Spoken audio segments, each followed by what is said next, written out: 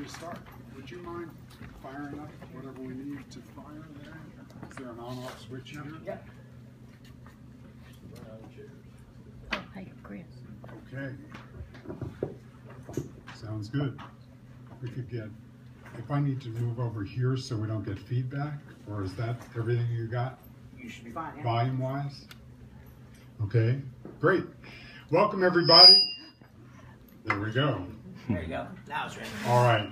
So we're going to get started. Here's what I'm Francis Perry, Chairman of the Board of TN Norml. Thanks to everybody for being here. We've been steadily growing. It's really quite something to see. Could I see a show of hands? Who is here for the first time to a TN Norml meeting?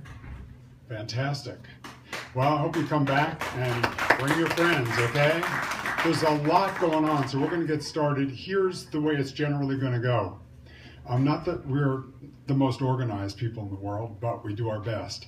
We're going to have a few speakers that are going to speak for everywhere from about 5 minutes each to our featured speaker, and you'll hear more about that. And then we always leave time near the end for everybody to meet one another. And as we go along, I will be introducing certain individuals who are specialists in certain areas. For example, there's some grassroots organization going on. There's people who are business people that have products, mostly products and such, that it's remarkable the people that are doing nationally renowned stuff that are right here, at least in Tennessee, and many of them right here in Davidson County in the Nashville area. It's really remarkable. So definitely keep an eye out. If you see somebody during the meeting that we introduce and say, you know, they're organizing, getting signatures on petitions, for example, by all means, go up and please introduce yourselves to them and, you know, talk about how you're going to take the next step. That's really important. We're going to have a sign-up sheet because very soon we're going to need people to contact their lawmakers.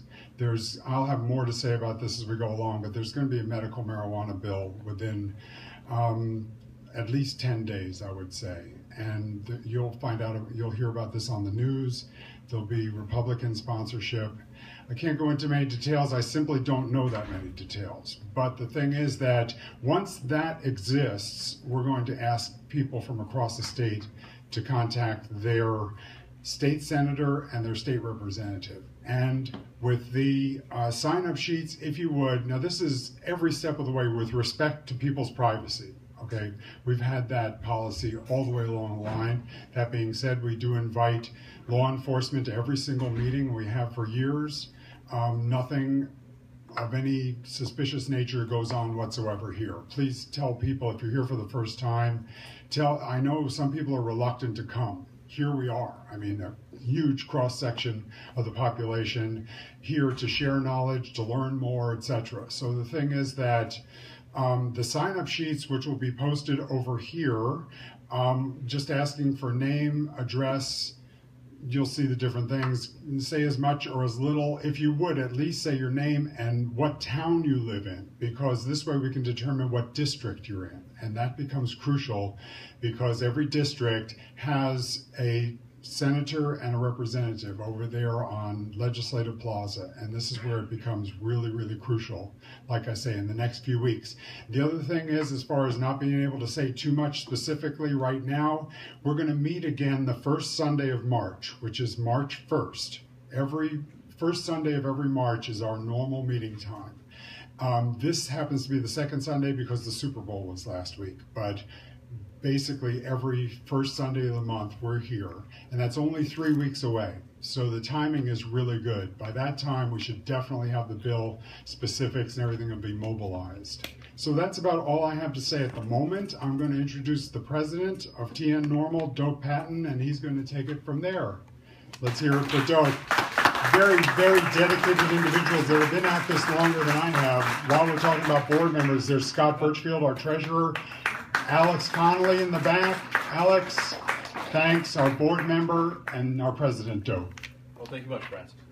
I just want to say thank you all for everybody's come out today. I really appreciate it, and I want to give a special thanks to David, who brought in 2 of these, Donald, who brought in a sheet, and everybody that's turned this in. I think this is really going to make this organization. And some of you may not know what I'm talking about, but we are asking, we've got a petition. This isn't your usual petition that, somebody creates in their dorm room. This is actually going to be on the August, if we get 6,778 signatures of Davidson County registered voters, we are going to be on the August mayoral race, whether we should decriminalize 2 ounces or not, or just in Davidson County.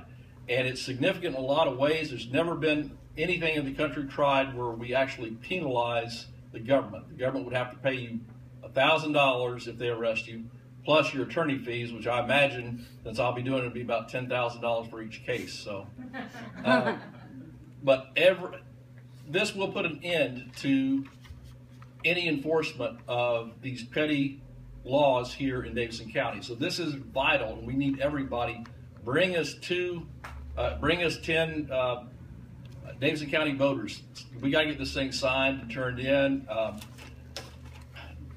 One of the speakers is going to be here later, Daniel Horowitz, and I spent all week. First, we spent all week in court arguing a case, and then we won some parts of it and lost some parts of it, and I'll let Daniel explain the intricacies of that. But just reading the order itself was 56 minutes long. The judge came out and read a 56-minute long opinion, her opinion about our online petition. And all we're asking the Davidson County Election Commission to do is allow us to do online petitions so we don't have to walk around and collect 6,000 signatures. Probably, honestly, we fought hard. I don't think it's going to happen, so we're going to be stuck collecting these door to door. Talk to your neighbors, talk to your friends. This could really change things throughout the state eventually. This is a first step. When they see Nashville did not collapse, I think they're going to be amazed, the rest of the state. Not only that, but earlier in the week, 5 of the 7 candidates running for mayor actually support some form of decriminalization, which to me is just, it was mind-blowing when I saw that. 5, they were just asked during the debate, 5 of the 7. And actually I have kind of a feeler into one of the candidates. I think he may want to revisit his thinking, because one candidate we're probably not very happy with. The other candidate may change their mind, hopefully, and revise some of their thinking. But Daniel and I have spent, we spent all day Wednesday at the Election Commission. We were told at one point we were going to be able to speak there. And then at the last moment, the Attorney General's office apparently is not happy with us addressing the board, so we were not allowed to speak. But just like everything about the lawsuit, at the last minute, the Attorney General steps in and is going to fight us all the way around because they do not want this passed. But this could be something big. Please talk to everybody. Go to our website. If you want to be part of this, please, we need your help now more than ever before. We got some great speakers today. One is a very good friend of mine, Marilyn Green. She has just been released. She served some time in a federal prison recently because of some of the laws that we have. She's going to tell you a little bit about that experience, and her husband Crash is here, and we're very happy to have you guys back out. And she was actually going to speak at an earlier meeting, but the probation department would not allow her to speak. So again, everything we do is going to be a fight, and we appreciate everybody in this room coming out and being forthfront and doing the right thing. And speaking of the devil, we have I think the best lawyer in Tennessee just walked through the door, but he'll address you a little bit later today. But Mr. Horowitz is here. But right now, I guess let's have Marilyn. Would you come up and say a few words?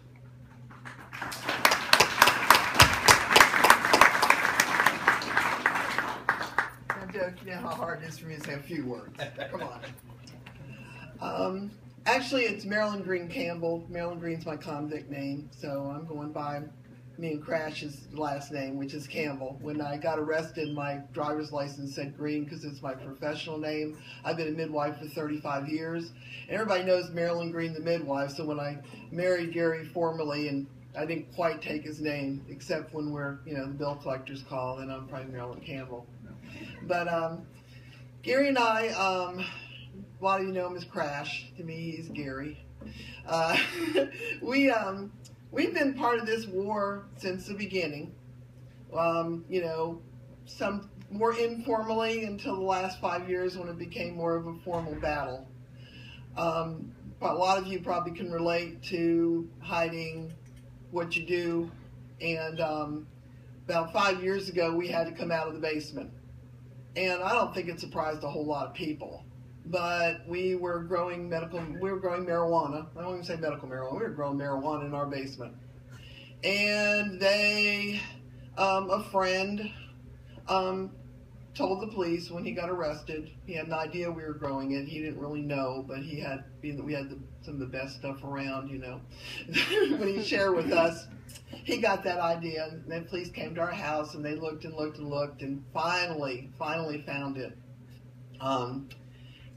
How they found it is they looked and looked. I wasn't there. Gary was home. I was in Nashville where they were holding me, arrested me. They found some in my car. My car disappeared that night. They came to the house, they looked, and finally the police officer, getting ready to get the dogs, looked down and he realized he was in the kitchen, and the only place in the house where there was a rug was the kitchen, and the rest of the house, the floors were painted plywood. And they pulled up the rug and went downstairs, and they thought they had found something. They thought we were the drug kingpins of Tennessee. We officially became the Tennessee pot house. And we had a hydroponic system that Gary had designed. We had several tables. They were all in different stages, So at one time, we probably didn't really grow at more than the government sends to people every month in those tins. Except we had to roll our own. The government rolls it for those people. And so we went for 3.5 years. We went for a year not knowing if we were going to get indicted. And when a year was over, the feds decided to step in. I think the local guys realized that we were so well known and liked in the community that they wouldn't have done anything to us. So the feds stepped in. We were on pretrial for 3.5 years. We took a plea, and we were sentenced to 24 months for manufacturing and all that other stuff that goes with it. So Gary went to Marion, Illinois, to the camp there. We were both sent to a camp because we're both first-time nonviolent offenders. I waited till I was 60 to get in trouble, so I'm a late bloomer. And I went to actually Camp Cupcake. I went where they sent Martha Stewart, to Alderson, West Virginia, which was a beautiful place. And we did our time. We had a government-sponsored vacation in a lot of ways. We read a lot of books. I rocked a lot. It was really pretty there in the mountains. Missed our family. Of course, missed being free. Then we finally finished that part of it and got out and started what seems to be to us so far the hardest part. And we went to the halfway house. They sent me home on home confinement, but they kept Gary there, which meant that I had to drive every weekend to bring him home to where we were living. We were living in his parents' basement. We're a little old for that, but we're the gamers in the basement. And now we've actually moving back to the house we lived in before we went, and trying to because the feds took our house. They sold our home even before we were found guilty. So they took my car when they arrested me originally, but they never pressed charges on stopping me, but they took the car. And then they took our home that we had built ourselves, never gave us a chance to prove that we didn't buy it with drug money. Actually, after 3.5 years, we realized we don't have any money. They realized we were so far in debt that they didn't even charge us any money for anything. We had to pay like $100 to go to court each. So they realized that they didn't get some big drug kingpins. They just got Gary and Marilyn. And they realized that there were no other people involved. They couldn't find anybody who had sold to because there wasn't anybody. And they Couldn't find, at one point they asked me don't I know some other grow houses? Don't I know some other grow houses? And I said, listen, this isn't the Farmers Co-op. We don't know anybody. It's us. It's Gary and Marilyn. And we both had to, when we got proffered, had to sit down and explain to them about growing pot, and that just because we had 300 and something plants didn't mean we had a bunch of pot. We had a bunch of little babies and some little clones, and we had one table that was going to be good in a few months and, a few weeks, and we had what was in the box in the closet. So eventually they realized that we had no money, that we really didn't have a whole lot of pot, but they sent us away anyway. So anyway, we're back. What's changed? Some things not at all. We sit on the couch and look at each other going, oh, we're sitting here on the couch watching TV like before. This has changed. I just want to say how happy that makes us. I mean, we came in, we were stunned, because when we left Tennessee Norml, there was like a dozen people at the last meeting we went to, maybe a few more. When we walked in and we thought, well, we must be in the wrong place. When we saw a room full of people. So we're just so thrilled that the group has grown like it has. I know Doak's a wonderful president, and other people, Scott, everybody that just works so hard for this organization. It's y'all that's going to make things change. It's just one person talking to one person. What we found out is we have not been quiet about who we are. We're felons now. So every chance I get, I tell people I'm a felon and why. And they're amazed. You're a felon? Yeah, I'm a felon.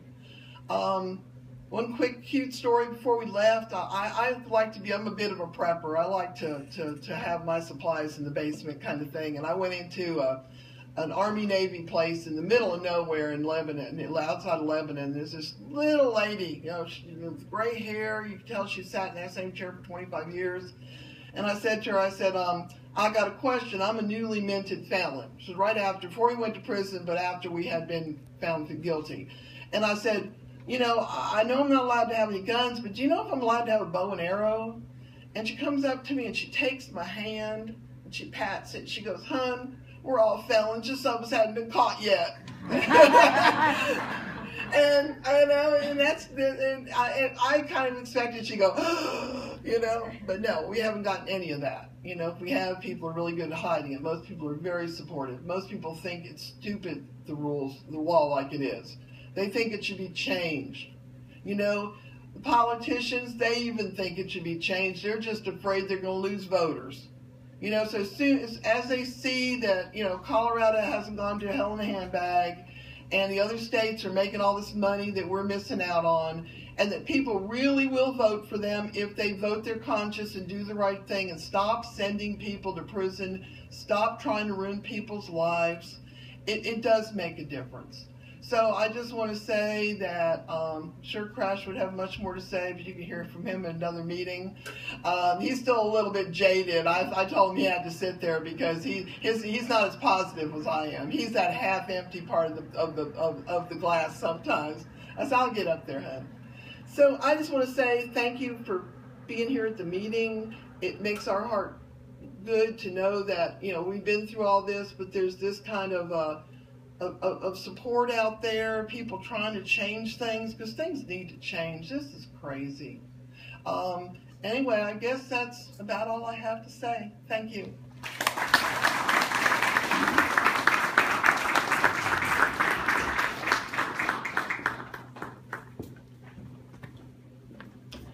Hello everybody, I'm Scott Birchfield and I'm the treasurer and do the website and stuff like that.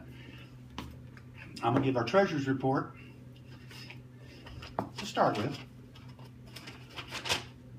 That's not it. It's the other piece of paper. We started out last month with $2,571 in the bank.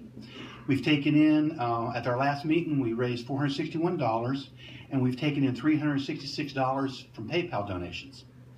That left us with $3,398, which of that we spent $120 for the church, where we're at right now.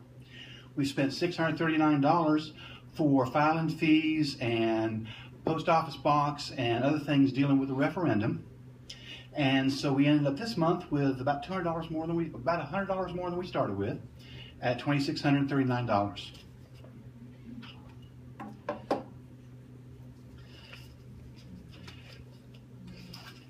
One of the things that we've got to do is get this petition signed. So just like everybody's been talking, you hear it over and over again, get some signatures for Davidson County.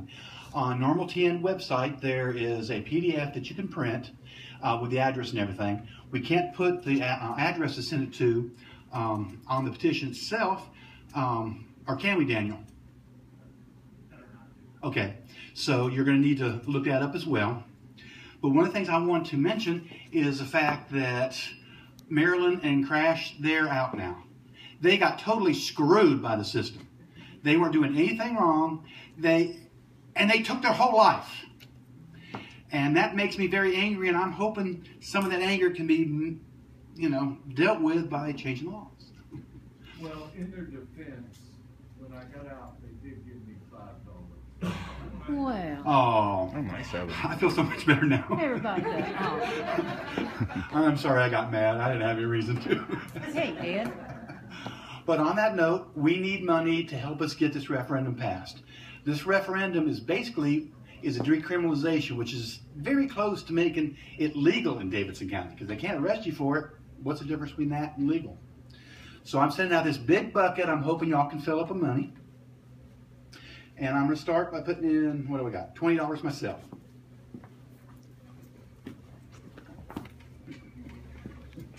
I don't have any cash on me, sorry. Just pass it around. I know. Thanks, I got everybody. If y'all take credit cards. They do PayPal. PayPal, yeah.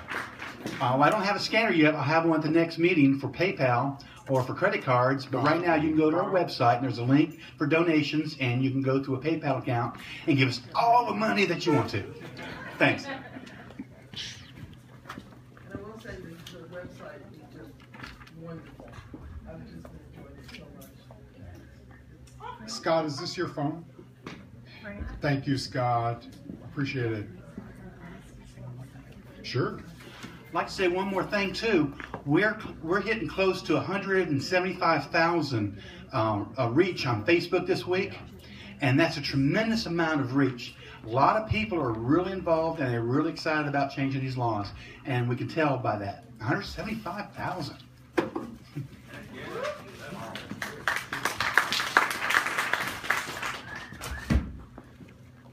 This is one of the best educational materials that you can find. There we go. Thank you for agreeing. Appreciate it.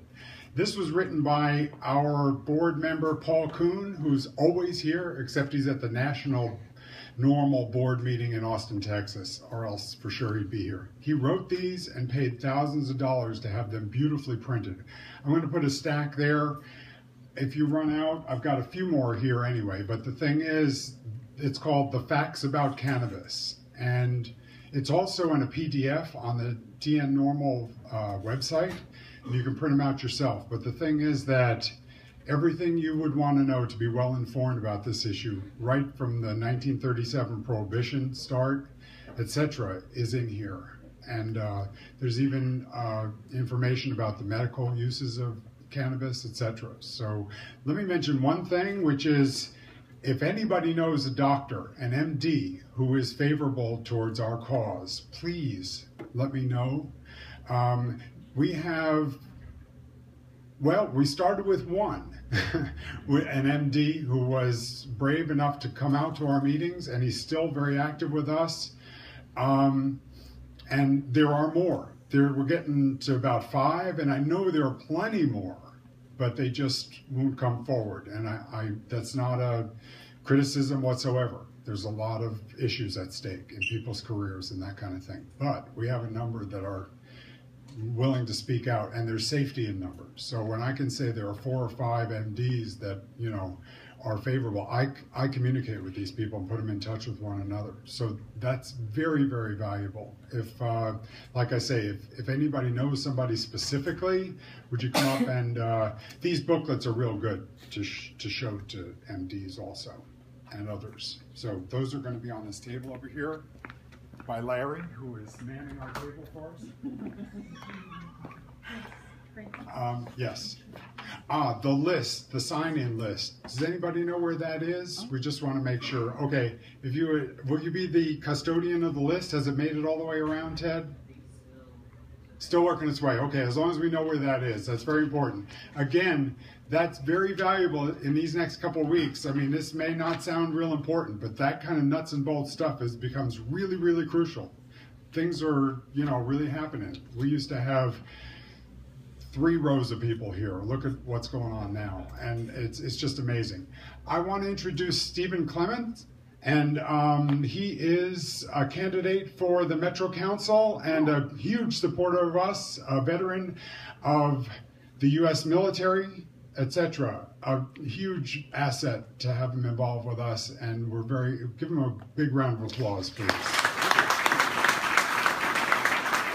Appreciate that, Francis. And no, that's a fantastic introduction. I couldn't do any better myself to let you know about me. But besides being a veteran, I was very honored to ask to assist with the cause of Tennesseans United. Just a slightly different packaging of what we're doing right here. And this is really fantastic to see how many of y'all are here. This room's about full. We might have to look into a bigger space there, Doak. And you got to think. You are the ones who are serious enough on a fairly nice day to come out here to show your support for this cause. So then you got to remember that there's folks out there who are busy but still believe in the cause, folks that like the cause and just for whatever reason didn't know this was happening. So this is a great sign, how many folks we got here.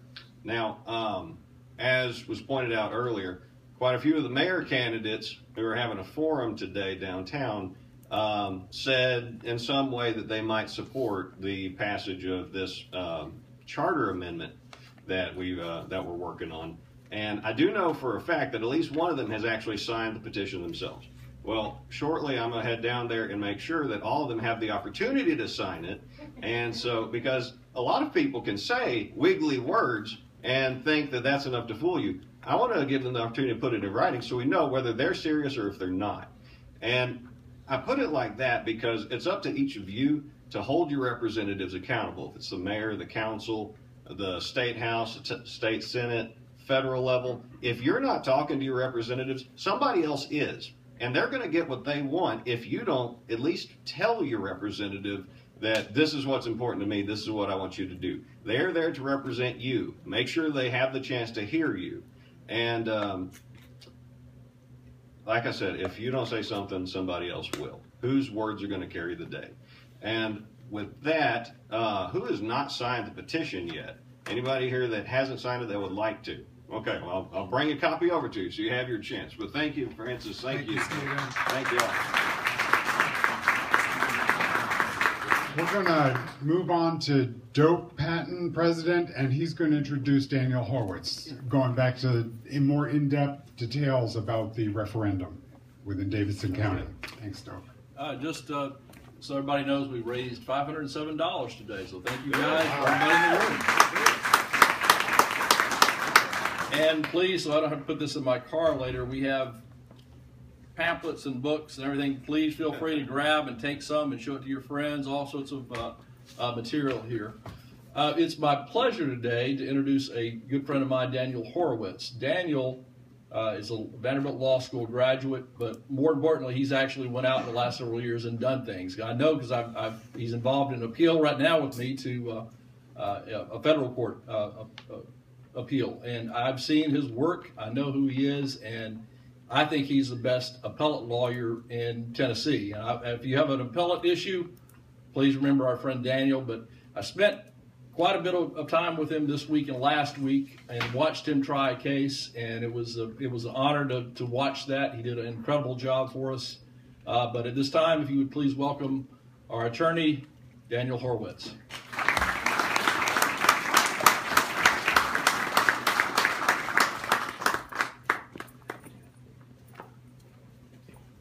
That was much too generous, as always. I'd like to begin, actually, by thanking Doak. Over the past couple of months, he's gotten this organization just unbelievable press. Been on News Channel 5, News Channel 4 is following him around Tennessee and has covered this extensively. As he mentioned before, 5 of the 7 mayoral candidates supporting exactly what we're trying to do here, plus the 6 saying that that he would support it on a national level. I mean, this is just unbelievable progress pretty rapidly. So I'd like to take a moment to acknowledge Doak and thank him for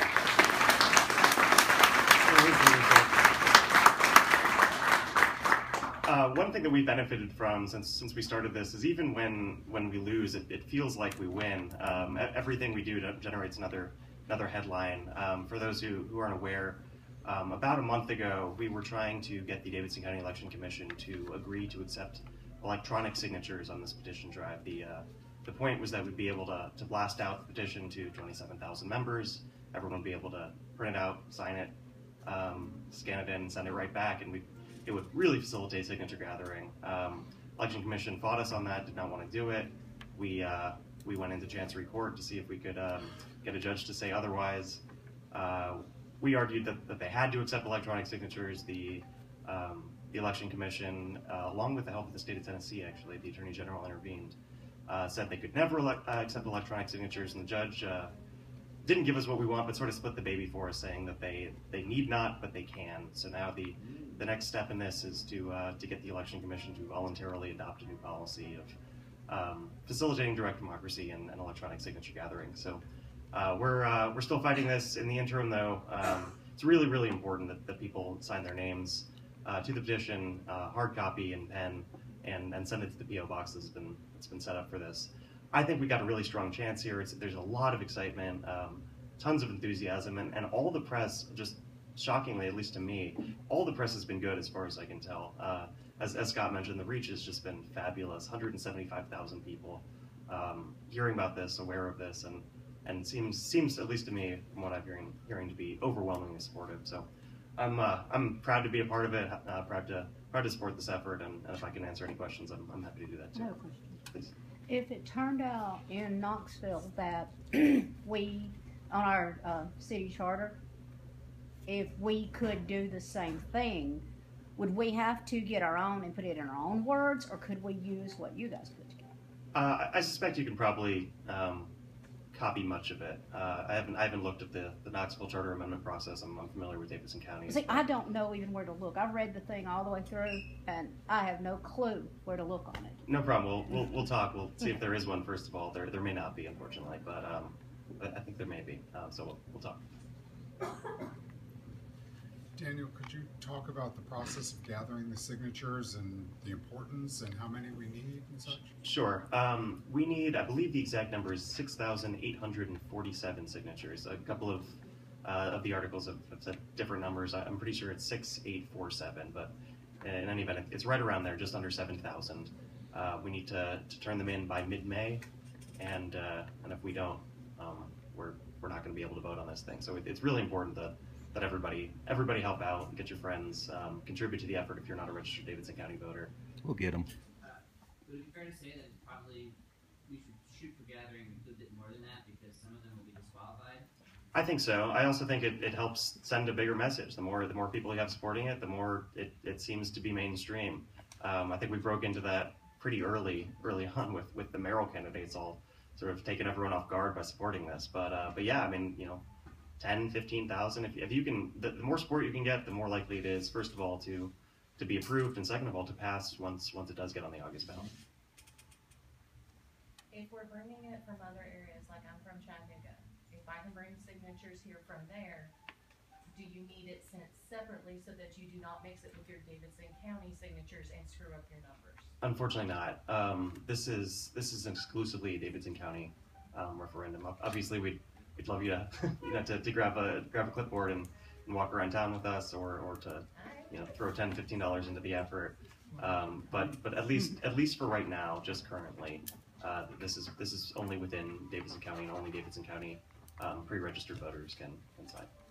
Do you anticipate any challenges on the signature? I do, mostly because they've fought us tooth and nail every single step of the way, which is sort of, as I mentioned before, inure to our benefit. We get a news story every single time they do something new, and it's been great. We went to the Election Commission last week, Doak and I. They didn't let us speak after inviting us, and News Channel 4 was there for us. I mean, so people are interested in this.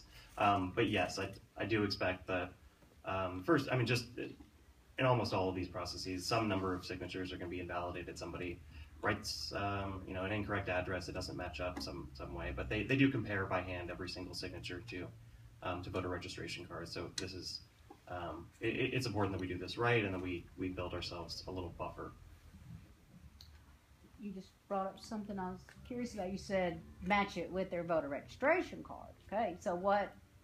It can only registered voters sign these petitions, or anybody in Davidson County? No, only registered voters. Okay, thank you. And if you're not registered, first of all, you should be. Yeah. Because your vote doesn't matter if you don't vote. There's I can't remember who said this initially, but nobody's vote is more important than yours unless you don't vote, in which case everybody's vote is more important than yours. So make sure that you register both for the purpose of this and for everything.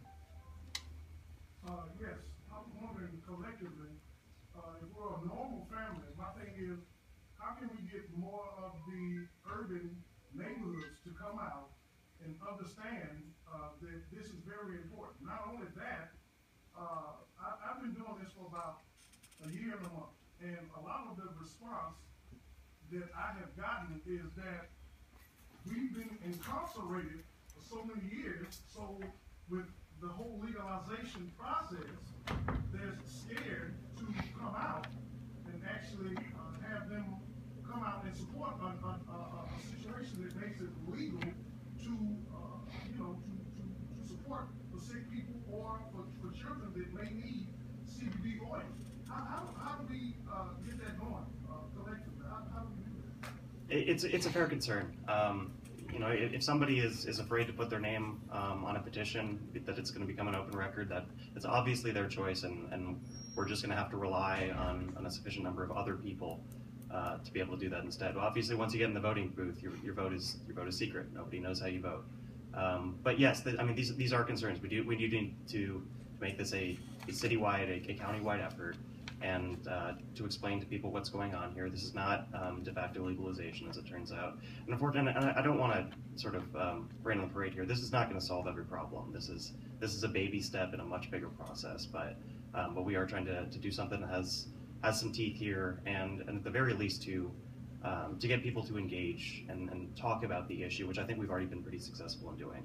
But yeah, I think this effort's going to take a lot of help from a lot of corners, and to the extent that there are certain communities that we're going to have trouble breaking into, it just means we gotta step it up elsewhere. I have a question that perhaps relates to the previous question. I was asked to get involved because in my county we don't have anything going, and I didn't really know what the process was until today. And so I'm interested in, of course, like other people have said, what can we do to start a similar process? When I was told about this, I was told that this has worked in other states, that this is how it began, for instance, in Colorado, from county to county. I'm not sure if that's correct, and that was my question to you, but if it is, perhaps it's one way of explaining to people how we can change things. Nothing exactly like this has been done anywhere else, to my knowledge. This is a totally novel effort. My understanding, and I might be wrong about this, so don't quote me on it. Colorado initially had some sort of county by county infrastructure that they had set up at the state level, where it was unlawful in certain places, not others, and everybody did not have to buy in. And I think that's still the way it is right now. But I guess the answer is this is just step one, right? We're not. The goal is not to ignore the rest of the state. This happens to be where we are right now and where we're focusing right now. It happens to be, we're the capital, and so this is one step of a longer journey. There is another organization that is doing a county by county referendum for the state of Tennessee. I don't know, the guy's last name is Cooper. He's on my Facebook. Is anybody? Is it Chris or Steve? Steve Cooper. Steve Cooper. Yeah. He's very involved in all of this. Good. Well, there's your answer. Get in touch with him. And I believe, can I just say something? In Michigan, when, I'm from Ann Arbor originally, and it's been a $5 fine for pot since the 70s. And this is how they did everything, was with the referendum back. So yes, it does work. The fellow you mentioned, he's gathering petitions in every county. Is it going to amount to anything more than that? I think if he gets enough support, sure. How's it going to work? Well, one of the attorneys that were here last year, I asked him if we could get a petition for each county, and he says, you know, it's never been done, but he didn't understand why it couldn't be done. It doesn't seem, I you know, support his efforts and such, but I just don't understand what gathering names on a petition county by county for what? Oh, Francis, he follows our page pretty closely. You want me to see what I can find out? Say that again? That guy follows our page closely all the time. Do you want me to see if I can get in touch with him and see exactly what he's doing? Sure. You know, I mean, it makes him feel good and others feel good, but what actually is going to come of that? You know, that's what I'd like to I'll see what I can find out. What's the petition going to accomplish, right? It does get the conversation started. And a list of names that we can contact and call when we need to get to the polls and get something done. Okay, great. I just don't want people to expect, just because there's a bunch of names on a petition, that it's going to change the laws. That's the thing. With regard to the voter referendum drive, I mean, we're going to try to do a voter drive. Do you think that's going to impact, especially in minority communities? I know I've talked to John Smith several times last week. Vivian Wilhoit is a supporter. I thought she was going to be here today, but maybe she might be running late. But we have a lot of people in the African American community here in Nashville that I think are going to help us. Do you think a voter registration drive is one of the ways to go? I think so. I mean, I'm very supportive of voter registration drives, mostly because you need to be engaged in your political process in order to affect any kind of change. It's absolutely essential, and just to echo the point you made earlier, it's really important that those of us who are registered and are able to vote do our part here, because a lot of people have been arrested for very, very insignificant, non-violent, victimless crimes and have lost their right to participate in the electoral process. It's terribly unfair, and it's up to the rest of us to do our part to change that. So do you think that it would be safe to challenge some of these organizations in Middle Tennessee, like the Black Caucus, the NAACP, different organizations that are ran by successful black people, to come out and actually educate themselves with this? Because once again, I didn't state earlier that a lot of what I've read,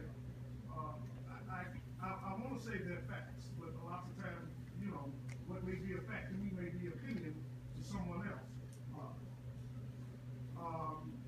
It's a thing of, like I said, over the last 30 to 40 years, blacks have been locked up. Not saying that other ethnic groups have not been locked up as well, but the response I'm getting from the black neighborhoods is, you know, well, hey, if I come, I'm gonna get busted again, will I? And that's the thing that I want to be able to give people a sense of comfortability. When Miss Hubert reached out to me about a week ago, and that was a blessing for her to even reach out to me to ask me, what is it that Mr. Richardson, we can do to get the black community? I told her, and just like I'm telling everyone here, me, myself, I'm like a needle in a haystack. So I think very open-mindedly. I still have friends that still hang in the street and do their thing. I just wish not to do that. Education is something that we need to be willing to give ourselves, but they won't follow until they see organizations that they have been known to follow, like John Smith. John Smith was on Trinity Lane with one of the young ladies, one of the Norml TN members about a week ago. My thing is, why is he not here to express himself to get more people out? That needs to be challenged. So that's my concern. I don't think we disagree. I certainly can't speak as to why you know what he's doing right now, but I think you're absolutely right. We need to partner with as many organizations as we can, and we need to be pretty clear that this is very much a civil rights issue. I mean, the African American community is disproportionately affected by low-level marijuana offenses. You are 4 times as likely to be arrested for a low-level marijuana offense if you are African American than if you are white. This is clearly a racial issue, and I think you're absolutely right to be interested in partnering with African American community groups.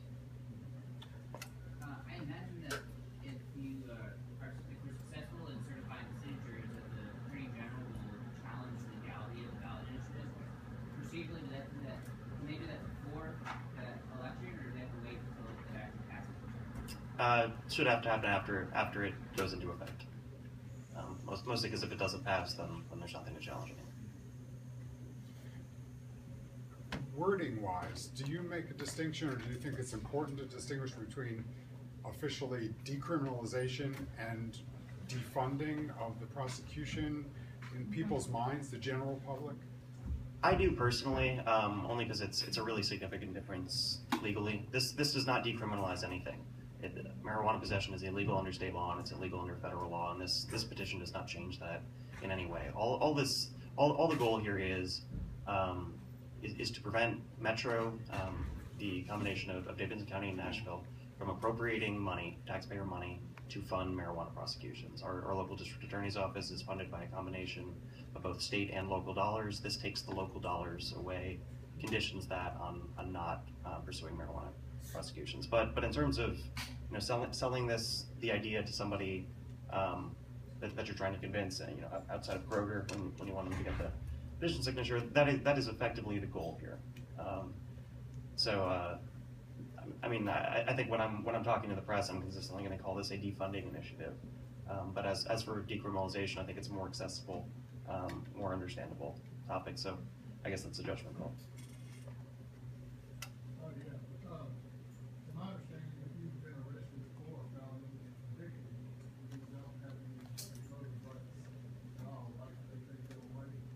It's a state-by-state issue, but yes, and there are way too many people in this country who cannot vote because they have been arrested for something very minor.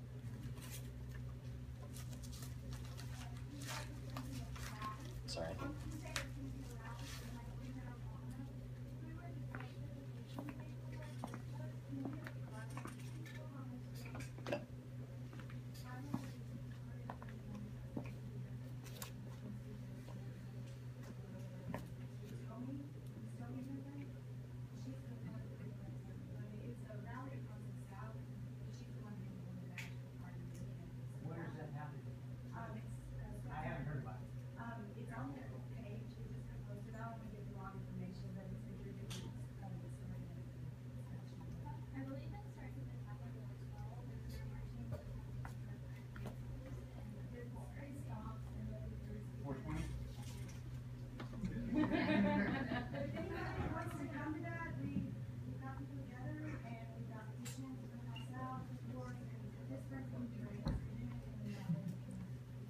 And Drita, come on up and just talk for a minute. Oh, once Daniel's done.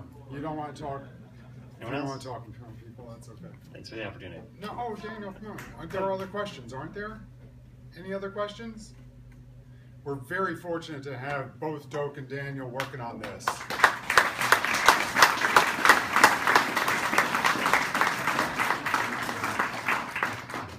Well, I see the refreshments are here, so the social part of things can't be too far off, but there are a few more things I wanted to mention. First of all, I communicate with people that send messages to the Facebook page. A couple of others do too. Sometimes, if they come in from out of town or, whatever, we have something we need to talk about, please be sure after, this is why we allow extra time. We have to be out of here by 4 o'clock. Please, everybody, keep that in mind. But the thing is, come by and introduce yourself to me, and we'll follow up on the things that we said we'd follow up about. I appreciate that. Let's see, a couple of individuals. First of all, folks from out of town, you mentioned you're from Chattanooga. Thank you for traveling all that distance. Actually, hey, Frank, that's going to be part of what I'm going to. Oh, okay, great. I don't want to spoil. Don't spoil my you're on the list, okay? Fair enough. No problem.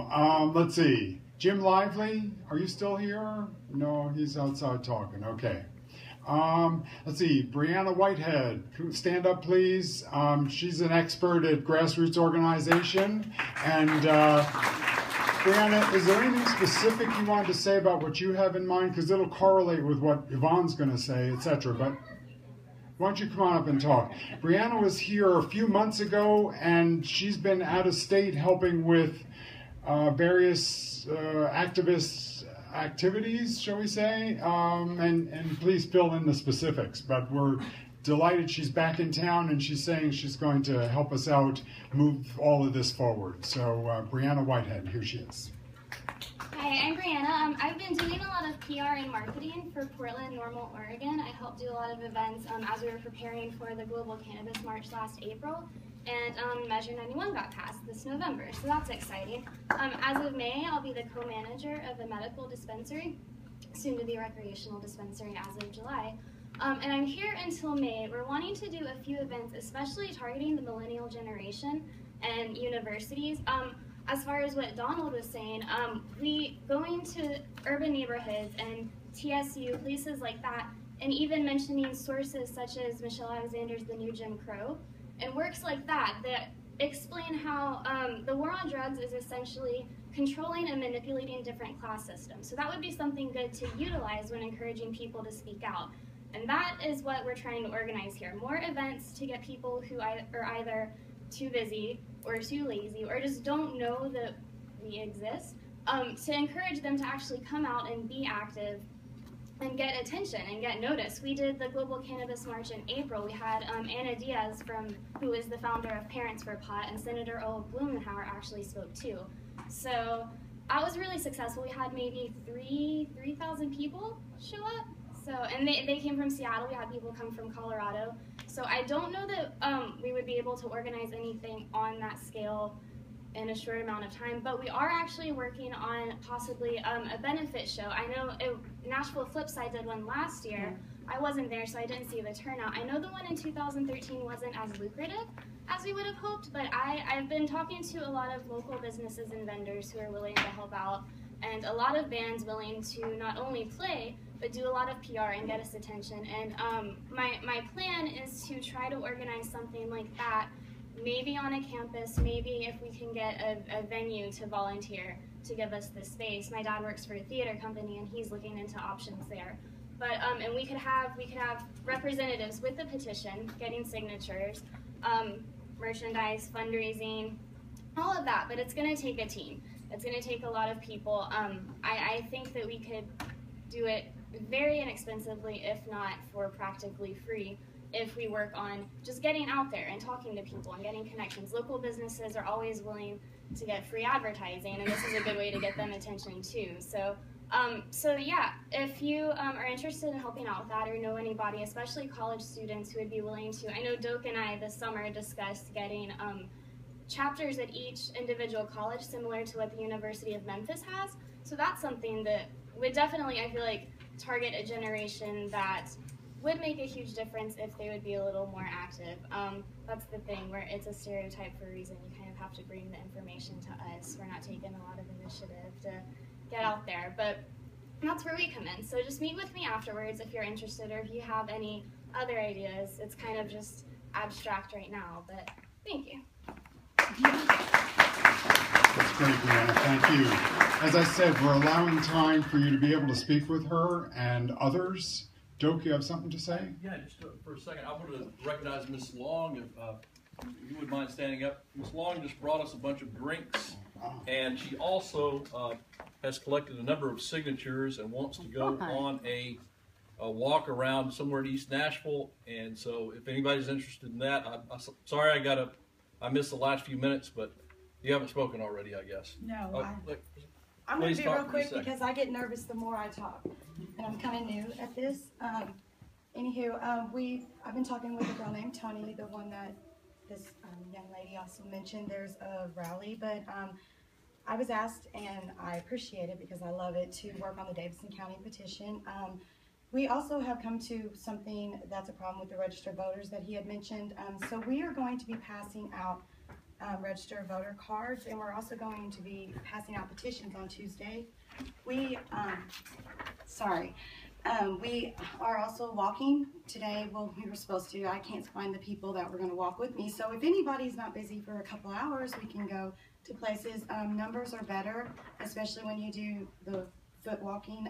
This thing that's on Tuesday is really good because people are going to come to you, and as long as you have the information, they're more open because they're right there. What is Tuesday? Tuesday is, don't quote me on this because this is not Norml's thing. It's not something, which I didn't bring my phone to tell you. It's a unity walk across the South to just spread awareness, and I don't want to quote too much because I don't want to mess it up, but it's pretty neat because it already has people that are involved, and we kind of jumped in on the very tail end. I found out, I think, 2 days ago about it, but why not try to take advantage, because I'm out here walking anyway. Again, if anybody wants to walk, I will provide drinks. We have clipboards, and just don't want anybody in a dangerous situation. If you want to walk around your neighborhood, please call somebody or get in touch. I'm always on Facebook. Let us know. Nobody walk alone. Be safe. It's at the Legislative Plaza at noon. Is that? Yes, but let me look, because I don't want to tell y'all the wrong thing, and I'm very nervous. I think you're right. It's Tuesday at noon. And then there'll be 3 stops and 3 people talking, so hopefully there'll be people gathered in each stop that we can pass. But the more people that lay foot we have there can take a couple petitions. They can go to this group, they can go to this group, or say there's people that aren't necessarily with our group but that are close to where we are, then we could, walk there. But then that way there's multiple people going multiple places, getting multiple signatures, hopefully. Anywho. Great. Thank you. But I'm on Facebook anytime, so. Great. Anybody want to go afterwards, though? Anybody might? We're going to be around after we adjourn the meeting. Good. They'll be talking with you then. Thank you. Thank you. 2 more people I want to introduce. Joey Davis is here, and he is with a company, Cutting Edge Company, and also further proof that not everybody involved with this organization at the top is over 50 years old, shall we say? So here you go, Joey Davis. Oh, yeah, thank you. Yeah. I am very young and quite naive, but optimistic, and I think optimism goes a long way. I'm with a group, I say it's a group, it's 4tn.org. And so a few months ago, some buddies and I, we work at a place called Emma. It's a digital marketing agency, and all we do is digital marketing. And it's, it's making companies have a huge footprint in that realm. And, I think ideas can be spread a lot faster online and things like that. So what we're going to do is be a supplement for Tennessee law. So if we say that something like medical marijuana is 76% approval in Tennessee, then we would assume that Tennessee is for medical marijuana. I'm a Tennessean. I am 4TN. That's kind of the train of thought there. And so it's an idea that, as a Tennessean, my family itself has been here before Tennessee was even Tennessee.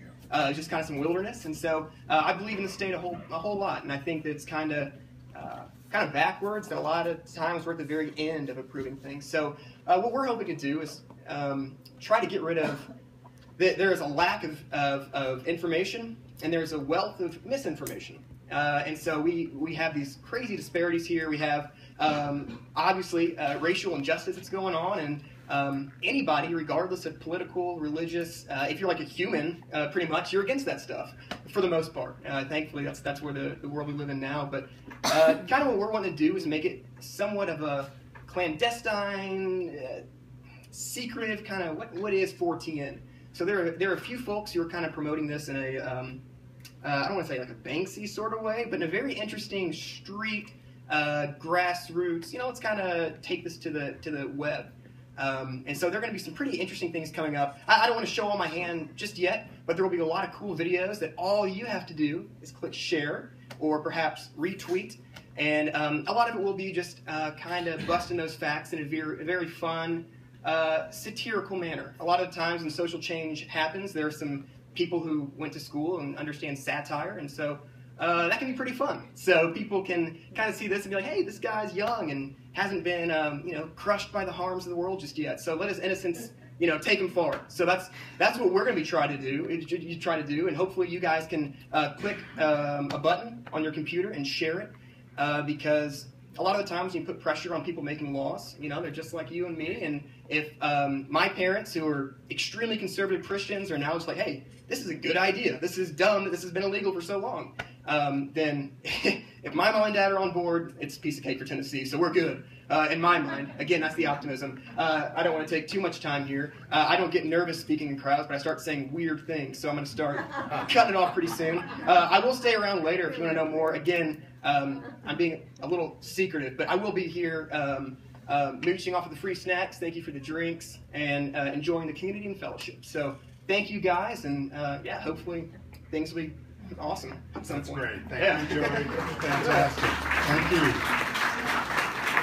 Doak has something else to say. before our... Corbin just came in, and she's doing the walk Tuesday. Okay, so go would ahead. you like to come talk? Yvonne, we're getting to you. Don't worry. You're going to be the grand finale. I've been riding a car like Okay. 4 hours. I'll follow you. Stretching. We're getting there. Hi. Tony Corbin. Hi, Tony. Nice to meet you. Hi, I'm Tony Corbin. We're hosting the rally on Tuesday. We're going to start, yay. Sorry the late notice. I wanted to have flyers, but when I was presented with this idea, it was the rally at Tally, and just a few other southern states started kind of climbing on to have a simultaneous rally. And I looked at it just beginning of the weekend, really, last week, and said, hey, we don't have anything.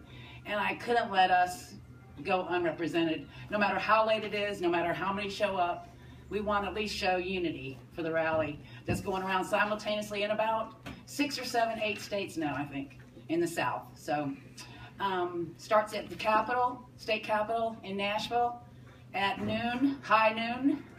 And what we're going to do is we're going to try, I've got some things I'm working on, like the state rep, trying to fill us in on like CBD oils, Dana Arvidsson,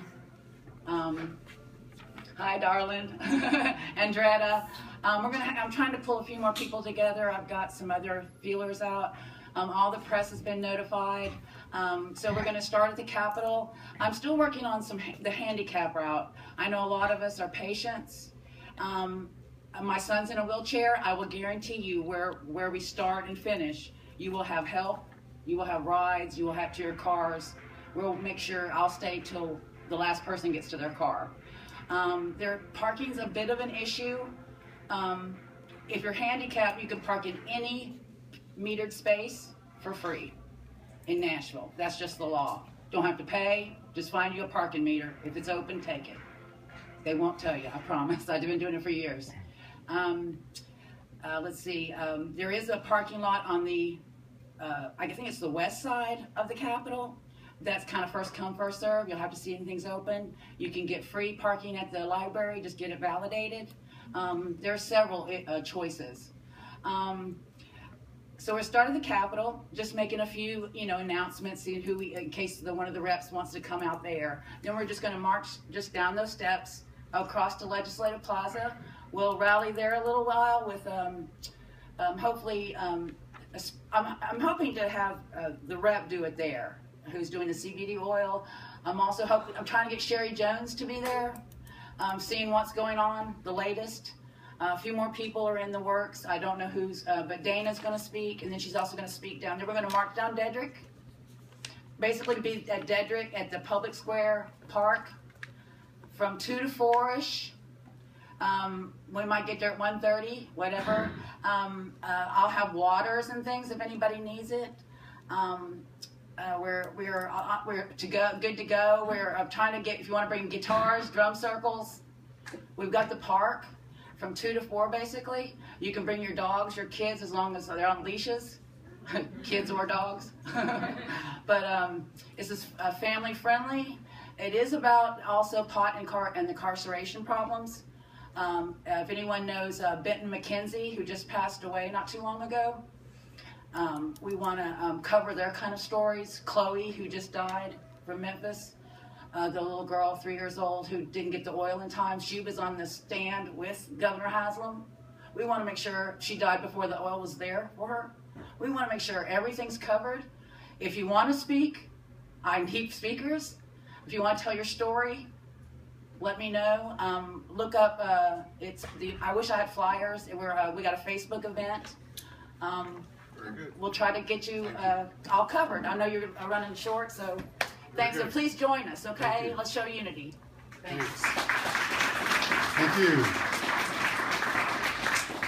As I said, we have our final speaker. I just want to mention Jim Lively back there. Jim, you might want to visit with him. A very innovative businessman, entrepreneur, invented the paintball.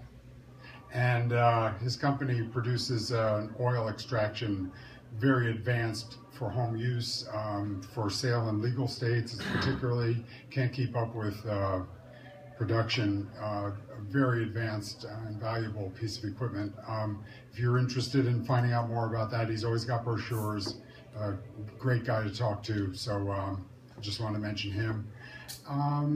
Okay, now we have probably the person who drove or who came the longest distance. Okay, came the longest distance. Yvonne Newbert is doing an incredible job these past few months of coordinating particularly the TN Norml chapters that are outside of Nashville. And this becomes increasingly important as we grow and as we're really making some progress here. So she's going to give us a report on what she's been up to. I want to introduce her to you and say thanks for being here, Yvonne. Yvonne, come over this way. I guess I don't I'll want to stand behind. No, you don't have to be behind. Good. There you go. Just watch the cable. It's not much. Can you hold up? Sure. Can you go to Okay. Francis? And then just don't want you to trip over this thing. Your right foot. Lift your right foot. There you go. Go through this every month, Yvonne. I know. There you I am go. so sorry, but I am so short. I am uncomfortable. Doke up here. Sure. Please. You can hold it, please. Okay. Come, Doke. Come to me. Doke might not be here. You have to be somewhere. Oh, crap. Okay, I got his shirt. Okay, it's been a month. It's been an interesting month. I was here in January, and when we started, we had our meeting in February. We decided we would make T-shirts and sell them. And hey, Francis, if you can, you'll hold us up. This is Doke's shirt, so somebody can give it to him. And Doke, the front, it's our East Tennessee Norml, and on the back, I had the idea for this design, and it's a clock, and the compass points are pot leaves. And of course, we can all guess what time the clock says. Anybody got an idea what time the clock says? Somebody? All right. You're not saying it loud enough. Everybody say 4:20. 4:20. All right. Okay. Doke is there. He's got the shirt. So. Yeah, you're welcome. And we brought some, and everybody's like, if anybody wants one, they're $20 a piece, Scott. And we've got small, medium, large, and extra large. See any of our people in our green shirts. I would like to introduce now the people I brought with me from the Knoxville chapter, East Tennessee Norml. We haven't had our elections yet, but we've talked all among ourselves, and pretty much we've decided among ourselves who our board's going to be. And, well, except for me. Okay, we haven't actually officially decided that. But the lady who was helped more than anything in October, we had our Candidates in Cannabis Forum. She was the secretary that I appointed back in June. And now I'm wanting her to work as my vice president. Her name is Cassie Collingsworth, and she's as hard a worker as I am. Cassie, stand up. My other member, she's actually grown, I guess, into my personal assistant. She does pretty much what I tell her. That's, good working relationship. And she does it well. Audrey Hamdy.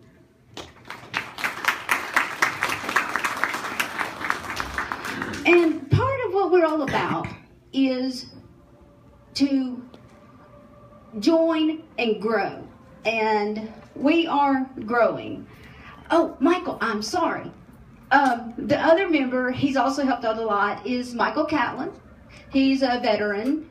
And our other member that is here that is going to be our treasurer is Lisa Covington. Say hi, Lisa. And our last member, I'm going to introduce her when I talk about Chattanooga. Okay, Cheyenne, I'm sorry, I am going to do it. Okay. After we had our meeting and we decided on the shirts, I want to explain to you guys, because I think this is important, as to why I picked the company that I did for the shirts. I met this guy, Randy, a few years ago through the National Federation of the Blind. And he is just visually impaired enough that it's noticeable that he can't see well. And he, about 3.5 years ago, was looking for work and looking for work. He was tired of it, and he knew they weren't hiring because he was blind, and he wanted to do sales.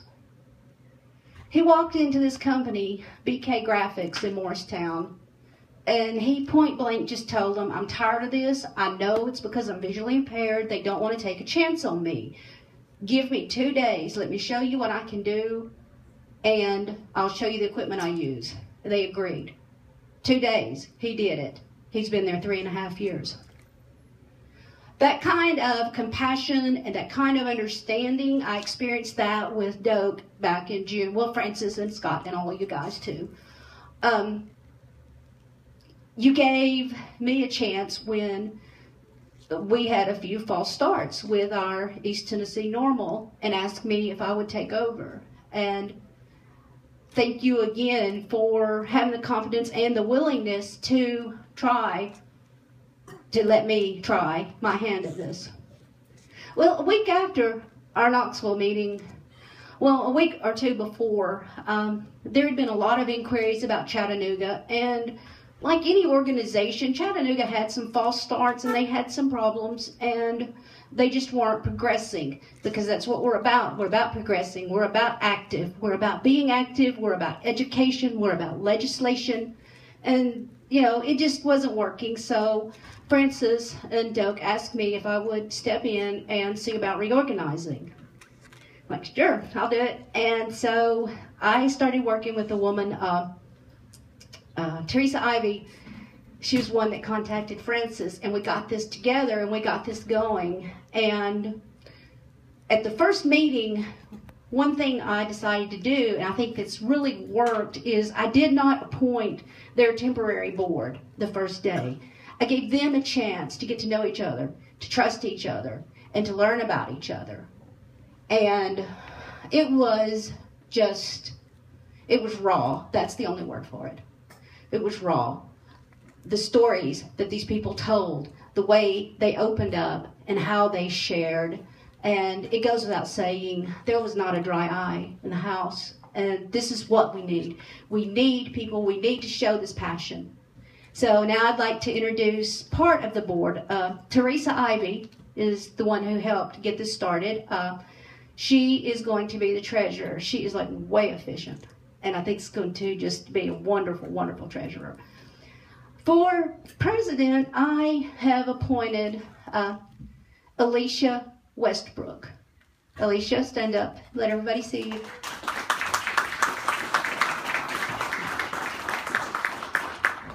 Is Kayla with you?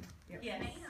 Always. At first, and Kayla and Alicia both can tell you, when I ask questions to them, because we took time and I spoke to everyone who was interested, and I didn't go easy on them, did I? No. Because this is important, and we have to have the right tool for the right task. And at first, Kayla was hesitant, but Kayla was passionate. Kayla wanted things changed. And at first I thought, well, I will let Kayla be treasurer, and I'll get, somebody with a little more confidence. But then I had a second thought. Wait a minute. This is a learning process. And she impressed me with someone who's willing to work and willing to try and willing to learn. And her and Alicia are friends anyway. So let them grow and learn together. So I did appoint Kayla. What's your last name? Queen? I appointed Kayla for the vice president.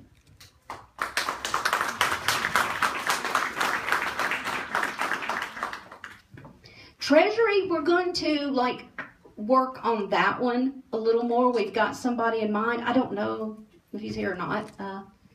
But for communications director, okay, let's see. Where's the computer geek in the Chattanooga meeting? And everybody said, Alex Stewart.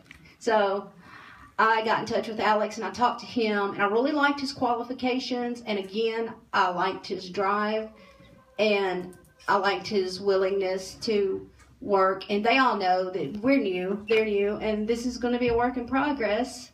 So now for the communications director, I have appointed, do you go by Alex or Alexander?